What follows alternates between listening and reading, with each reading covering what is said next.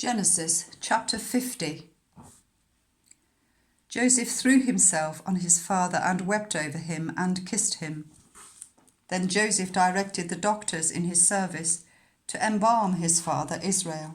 So the doctors embalmed him, taking a full 40 days, for that was the time required for embalming, and the Egyptians mourned for him 70 days. When the days of mourning had passed, Joseph said to Pharaoh's court, "If I have found favour in your eyes, speak to Pharaoh for me. Tell him, my father made me swear an oath and said, I am about to die. Bury me in the tomb I dug for myself in the land of Canaan. Now let me go up and bury my father, then I will return." Pharaoh said, "Go up and bury your father, as he made you swear to do." So Joseph went up to bury his father. All Pharaoh's officials accompanied him, the dignitaries of his court and all the dignitaries of Egypt, besides all the members of Joseph's household and his brothers and those belonging to his father's household. Only their children and their flocks and herds were left in Goshen. Chariots and horsemen also went up with him. It was a very large company. When they reached the threshing floor of Atad near the Jordan, they lamented loudly and bitterly, and there Joseph observed a 7-day period of mourning for his father. When the Canaanites who lived there saw the mourning at the threshing floor of Atad, they said, "The Egyptians are holding a solemn ceremony of mourning."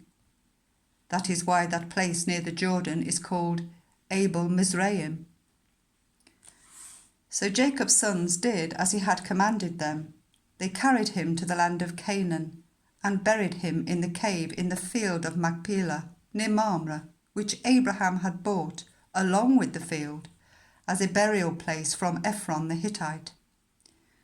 After burying his father, Joseph returned to Egypt together with his brothers and all the others who had gone with him to bury his father.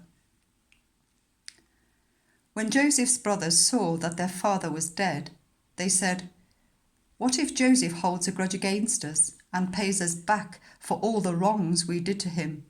So they sent word to Joseph, saying, "Your father left these instructions before he died.